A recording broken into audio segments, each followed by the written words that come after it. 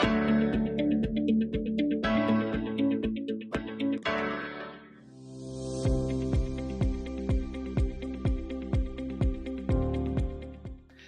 students, welcome to the session of Social Science. Today I am going to present you another aspect of federalism called What makes India a federal country.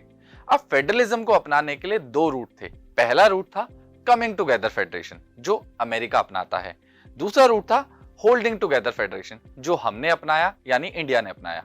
और जब India ने holding together federation अपनाया था तो यहाँ पर कुछ important बातें थी। जैसे सबसे पहले जनरली होल्डिंग टुगेदर जब भी हम अपनाते हैं तो वहां पर इसकी पावर को इक्वल नहीं रखा जाता कॉन्स्टिट्यूएंट यूनिट के साथ, मतलब सेंट्रल गवर्नमेंट के पास ज्यादा पावर होती है। अब क्योंकि सेंट्रल गवर्नमेंट अपनी पावर को नीचे यानी स्टेट्स के साथ बांटता है तो जनरली देखने को मिलता है कि स्टेट्स के पास आइडेंटिकल पावर्स नहीं होती। इसमें कुछ स्टेट्स के पास कुछ स्पेशल स्टेटस होते हैं। अब ये स्टेटस होते क्या हैं उन्हें हमें समझना पड़ेगा कुछ एग्जाम्पल से।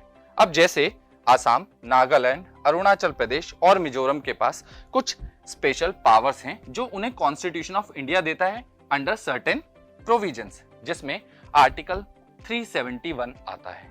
अब इसे प्लीज 370 के साथ रिलेट मत कीजिएगा जो जम्मू कश्मीर का है। अब ये आर्टिकल क्यों दिया गया उसको भी समझते हैं। क्योंकि यहाँ के जो इंडिजिनियस लोग हैं उनके कुछ राइट्स होते हैं जिसको लेके वो बहुत ज्यादा प्रोटेक्टिव हैं। इनका जो कल्चर होता है वो बाकियों से बहुत अलग होता है, इसके लिए यहाँ पर इनके लैंड राइट्स को प्रोटेक्शन दिया जाता है। साथ ही साथ इनके कल्चर पर ध्यान रखा जाता है और गवर्नमेंट जॉब्स में इनकी अपॉर्चुनिटी को भी सिक्योर किया जाता है। इन राइट्स के तहत इन लोगों के कल्चर को एक वैल्यू दी जाती है। इसके बाद इंडिया जो हम बात करें यहाँ के जो परमानेंट मेंबर नहीं होते, फॉर एग्जाम्पल जब कोई भी अगर मिजोरम का मेंबर नहीं है तो वो यहाँ पर लैंड नहीं खरीद सकता। ऐसा इसलिए भी किया गया ताकि इंडिजिनियस लोगों के राइट्स को प्रोटेक्ट किया जाए और उनको एक्सप्लॉयटेशन से बचाया जा सके। अब हम बात करें तो ऐसे ही कुछ स्पेशल स्टेटस और भी स्टेट्स में दिए गए हैं। एग्जाम्पल के लिए आप हिमाचल प्रदेश को भी ले लीजिए। हिमाचल प्रदेश में भी कोई भी आम व्यक्ति जाके लैंड नहीं खरीद सकता, बस वहां के लोकल लोग ही वहां पर लैंड परचेज कर सकते हैं। अब हम चलते हैं नेक्स्ट एस्पेक्ट पे which is birth of union territories. अब ये यूनियन टेरिटरीज थी क्या? ये वो इलाके थे या हम कह सकते हैं वो एरियाज थे जो ना तो इतने बड़े थे कि हम उन्हें स्टेट बना सकते थे और ना ही इतने छोटे कि हम उन्हें कहीं पे भी एडजस्ट कर देते या किसी स्टेट के साथ मिला देते। तो ऐसे जन्म हुआ हमारी यूनियन टेरिटरीज का। अभी हमारे देश में कुल मिलाकर 8 यूनियन टेरिटरीज हैं। तो इन यूनियन टेरिटरीज में क्योंकि जैसे हम कह रहे हैं कि नाम है यूनियन टेरिटरीज, तो यूनियन गवर्नमेंट के पास ज्यादा पावर होती है एज कंपेयर टू स्टेट्स। अब यहाँ पर यूनियन टेरिटरीज जो होती है वो एलजी या लेफ्टिनेंट गवर्नर के थ्रू यहाँ पर रूल करती है, जिसका एग्जाम्पल है चंडीगढ़, लक्षद्वीप और दिल्ली। पर यहाँ पर कुछ ऐसी जगह भी है जहाँ पर गवर्नमेंट दी गई है, जैसे दिल्ली को अपनी खुद की गवर्नमेंट दी गई, पर वो फुल फ्लेजेड स्टेट नहीं है, इसीलिए यूनियन के पास ज्यादा पावर अभी भी देखी जाती है। तो हम आगे चलते हैं और समझते हैं ये जितनी भी स्टेट और यूनियन के बीच में पावर का डिस्ट्रीब्यूशन है इसे clearly basic structure of constitution में मेंशन किया गया है। अब ये जो स्ट्रक्चर है इसको बदला नहीं जा सकता। ऐसे में अगर पार्लियामेंट चाहे कि ये स्टेटस बदला जाए या अरेंजमेंट में कुछ बदलाव हो तो वो ये नहीं कर सकता। अगर इस चेंजेस को करना है तो उसके लिए एक प्रोविजन है। प्रोविजन ये कहता है कि पार्लियामेंट के दोनों ही हाउसेस से इसे 2/3 मेजॉरिटी के साथ पहले पास करना पड़ेगा। इसके अलावा जितने भी हमारे स्टेट हैं जो कि 28 हैं उनमें से कम आधे लोग इसको वेरीफाई करेंगे या रेटिफाई करेंगे, तब जाके मान्यता दी जाएगी और ये चेंजेस हो सकेंगे। अब चेंजेस होंगे तो कुछ डिस्प्यूट भी हो सकते हैं, तो इन डिस्प्यूट को सॉल्व करने के लिए जुडिशरी का रोल आता है। अब यहाँ पर जुडिशरी बहुत इंपॉर्टेंट रोल प्ले करती है क्योंकि वो देखती है कि कॉन्स्टिट्यूशन के प्रोविजंस और प्रोसीजर के साथ कोई छेड़खानी ना की जाए। अगर ऐसा किया जाता है तो जुडिशरी उस पर अपना ध्यान दे सकती है और उन्हें चेंज कर सकती है। इसके साथ ही साथ अगर कोई डिस्प्यूट होता है between the state and central government regarding the power division को लेकर, तो ऐसे में हाई कोर्ट और सुप्रीम कोर्ट के पास ये पावर है कि वो उस डिसीजन में अपना इंटरफेरेंस दे सकती है। इसके अलावा कुछ यूनियन और स्टेट गवर्नमेंट की बात अगर हम करें तो यहाँ पर इनके पास एक पावर और दी गई है कि वो अपने रिसोर्सेज को बढ़ा सकती है बाय लिवाइंग टैक्सेस। अब जो भी इनके पास पावर या रिस्पॉन्सिबिलिटीज हैं उनको निभाना बहुत ज़्यादा ज़रूरी है और उसके लिए रिसोर्सेज की ज़रूरत पड़ेगी और इन रिसोर्सेज के लिए उन्हें टैक्सेस की ज़रूरत पड़ती है। अब ये अपने अपने अकॉर्डिंग अपने अपने टैक्सेस के साथ छेड़खानी या हम कह सकते हैं उसमें बदलाव कर सकते हैं। अब आइए समझते हैं हमारे इंपॉर्टेंट टॉपिक को, जो कि कहता है what makes India a federal country. अब फेडरेशन बना कैसे, ये तो हमें समझ में आता है, पर इस फेडरेशन की कहानी है। ये कहानी शुरू होती है जब इंडिया इंडिपेंडेंस गेन करता है। अब जब इंडिया इंडिपेंडेंट होता है तो यहाँ पर एक बहुत पेनफुल और ब्लडी पार्टीशन देखने को मिलता है, जहां हम देखते हैं इंडिया और पाकिस्तान डिवाइड हो जाते हैं, जिसके चलते आगे इंडिया चूज करता है to be the union of state, यानी इंडिया अपनी पावर को डिवाइड करता है अपने स्टेट्स के साथ। इसके बाद कॉन्स्टिट्यूशन की बात करें तो यहां पर कहीं पे भी फेडरेशन वर्ड का इस्तेमाल नहीं किया गया है, पर जिस तरीके से ये सिस्टम काम करता है वो प्रिंसिपल ऑफ फेडरेशन को मानते हुए करता जाता है।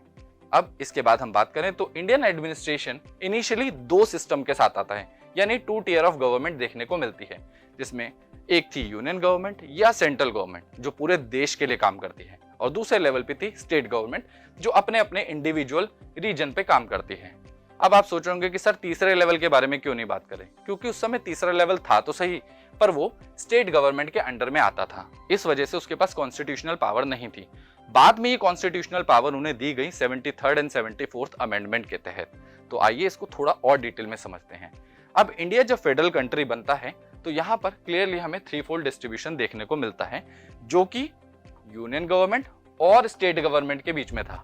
अब आप बोलेंगे कि सर यहाँ पर 3rd लेवल की बात नहीं की गई, तो बच्चों अभी अभी मैंने आपको बताया जिस समय कॉन्स्टिट्यूशन बना था तो वहां पर 3rd की जो पावर थी वो स्टेट के अंडर में थी, इसलिए 3rd को कोई कॉन्स्टिट्यूशनल पावर तब नहीं दी गई थी, बाद में दी गई है।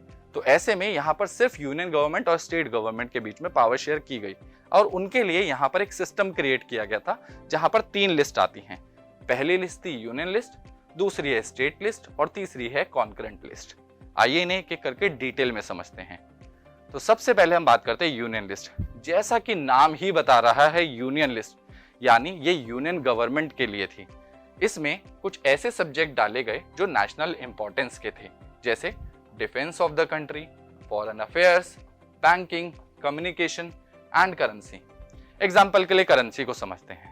अब दिल्ली में जो करेंसी मैं इस्तेमाल करता हूँ, मान लेते हैं मैं केरला जाता हूँ और वो करेंसी वहां नहीं चलती, तो ऐसे में क्या हर स्टेट की अपनी अपनी करेंसी होती तो ये सिस्टम आसान होता या मुश्किल होता? अब आप खुद ही सोचिए। तो ऐसे में करेंसी को डाला गया यूनियन लिस्ट का पार्ट, क्योंकि ये नेशनल इंपॉर्टेंस की बात थी और यही यूनिटी की बात थी और इससे यूनिटी को इंश्योर किया जा सकता है। और इसीलिए यूनियन लिस्ट में जितने भी सब्जेक्ट्स आते हैं उन सभी को गवर्नमेंट, जो यूनियन गवर्नमेंट है वो देखती है। अब यूनियन गवर्नमेंट इससे रिलेटेड सब्जेक्ट से रिलेटेड सारे लॉज पर अपना काम कर सकती है। इससे रिलेटेड एडमिनिस्ट्रेशन, टैक्सेशन या लेजिस्लेशन, उन सब की जिम्मेदारी यूनियन लिस्ट की है और यूनियन गवर्नमेंट की है, क्योंकि यूनियन गवर्नमेंट के लिए ही ये लिस्ट बनाई गई है। इसके अलावा यहाँ पर स्टेट इंटरफेयर नहीं कर सकते थे। अब हम बात करते हैं स्टेट लिस्ट की, क्योंकि नाम सजेस्ट कर रहा है कि ये स्टेट लिस्ट है तो ये बनी ही स्टेट के लिए है। जैसे इसके अंदर वो सभी सब्जेक्ट डाले गए जो किसी स्टेट की इंपॉर्टेंस या किसी लोकल इंपॉर्टेंस के हैं, जैसे पुलिस, ट्रेड, कॉमर्स, एग्रीकल्चर और इरिगेशन। अब इसको समझते हैं। आपने पुलिस के बारे में सुना होगा, Haryana police, Punjab police, Uttar Pradesh police, क्योंकि पुलिस से रिलेटेड इशू जो होता है वो एक स्टेट का होता है, इसीलिए उसे स्टेट लिस्ट में डाला गया। इससे रिलेटेड सभी टॉपिक्स जो किसी पर्टिकुलर स्टेट के लिए होते हैं उन्हें यहाँ पर डाला गया। इसका एक और एग्जांपल लेते हैं, जैसे पेट्रोल के दाम।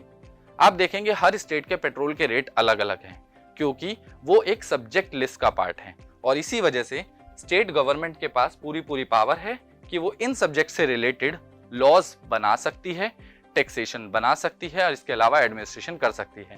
यहाँ पर सेंटर कोई भी हस्तक्षेप नहीं करेगा, सेंटर का कोई मतलब नहीं बनता। तो ऐसे में इन सब के सब्जेक्ट्स आ जाते हैं। तो हमने यूनियन लिस्ट भी देख ली और स्टेट लिस्ट भी देख ली। अब हम बात करते हैं 3rd लिस्ट की, जो है कॉन्करेंट लिस्ट। ये क्या लिस्ट है? अब इसको थोड़ा ध्यान से समझते हैं। कई बार ऐसा देखने को मिलता है कि कुछ कॉमन इंटरेस्ट होते हैं जो दोनों यानी यूनियन और स्टेट गवर्नमेंट के लिए मैटर करते हैं, जिसमें जैसे एग्जांपल के लिए एजुकेशन ले लेते हैं, forest, trade unions, marriages, adoption and succession. In topics पे दोनों को साथ में काम करना पड़ेगा। इसका भी एग्जाम्पल समझते हैं। मैंने मान लेते हैं दिल्ली से ही सारी एजुकेशन की है और मेरी जॉब बेंगलोर में लग जाती है, और बेंगलोर में ये कहा जाता है कि भाई हम दिल्ली की पढ़ाई को तो मान्यता नहीं देते, तो ऐसे में क्या मेरी पढ़ाई वैलिड नहीं है? तो इसके लिए ऐसे सभी टॉपिक्स जहां पर दोनों की सलाह जरूरी थी, इन्हें डाला गया एक कॉमन लिस्ट में, जिसका नाम दिया गया कॉन्करेंट लिस्ट। अब कॉन्करेंट लिस्ट पे जो कानून बनाने की पावर है वो दोनों के पास है, यानी स्टेट गवर्नमेंट और यूनियन गवर्नमेंट दोनों इस पे काम कर सकती हैं। अब अगर इनके बीच कोई भी कॉन्फ्लिक्ट होता है तो किसकी चलेगी? जैसा कि हम जानते हैं सेंटर ने अपनी पावर को डिवाइड किया है और हमने होल्डिंग टुगेदर फेडरेशन को अपनाया था, तो ऐसे में सेंटर के पास ज्यादा पावर है और डिसीजन यूनियन गवर्नमेंट या सेंट्रल गवर्नमेंट का ही माना जाएगा। अब क्या ये लिस्टों के बाद काम खत्म हो जाता है? नहीं। हमारे कॉन्स्टिट्यूशनल मेकर इतने ज्यादा दूरदर्शी लोग थे कि उन्हें पता था कि आने वाले टाइम में बहुत सारे टॉपिक ऐसे होंगे जो नए आएंगे। उनके लिए बनाई गई एक और खास लिस्ट जिसे कहा जाता है रेजिडुअरी लिस्ट, यानी इसमें वो टॉपिक आने थे जो फ्यूचरिस्टिक हैं। फॉर एग्जाम्पल, आज से पहले 50 साल पीछे अगर हम जाएं तो कोई नहीं सोच सकता था कि आपके फोन पे एक OTP आएगा और आप अगर उसे किसी को दे देंगे तो आपका अकाउंट लूट जाएगा, या घर बैठे चोरी करना कितना आसान हो जाता है आज के डेट में साइबर क्राइम के चलते। तो ये सभी टॉपिक डाले गए रेजिडुअरी लिस्ट में।